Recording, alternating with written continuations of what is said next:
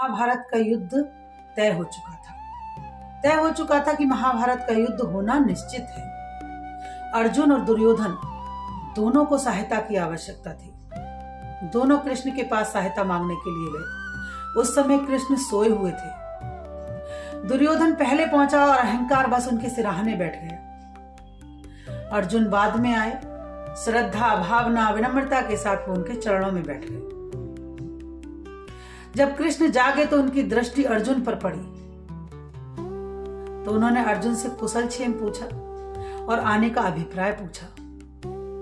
पूछ भी नहीं पाए कि पीछे से दुर्योधन बोला कि पहले मैं आया हूं, इसलिए पहले मुझसे पूछा जाए। तो कृष्ण बोले कि मेरी दृष्टि पहले अर्जुन पर पड़ी है और वो छोटे भी हैं, इसलिए पहले उनको चयन करने का उनको अवसर प्राप्त होगा। मांग तो मैं तुम्हारी भी पूरी करूंगा, लेकिन प्राथमिकता अर्जुन को मिलेगी। कृष्ण ने अपने आप को दो भागों में बांट दिया। उन्होंने कहा कि एक तरफ तो मेरी चतुरंगनी सेना रहेगी और दूसरी तरफ मैं अकेला रहूंगा और शस्त्र नहीं उठाऊंगा।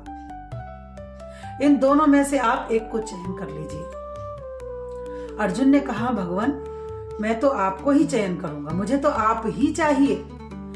युद्ध में मेरी हार हो या जीत हो, लेकिन मैं तो आपको ही लूंगा। पीछे बैठा दुर्योधन मन ही मन बड़ा मुस्कुरा रहा था।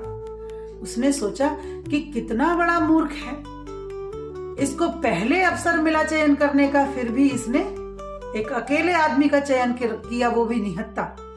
ये चाहता तो सेना भी चयन कर सकता था। और उसकी मूर्खता पर दुर्योधन बड़ा मन ही मन खुश हो रहा था। दोनों खुश होकर चल दिए, क्योंकि दुर्योधन को सेना ही चाहिए थी।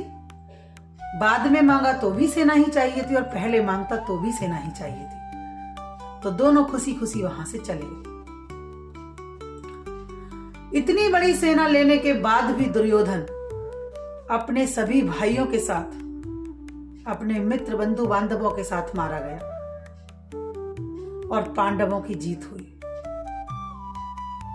तो इस प्रकार अनीति का चयन करने वाले दुर्योधन,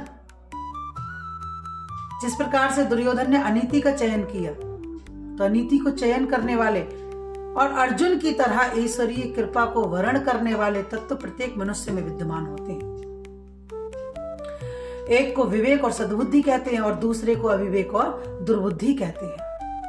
व्यक्ति किसका चयन करता है, ये तो उसकी स्वतंत्रता पर निर्भर रहता है। भगवान ने उसको बुद्धि दी है,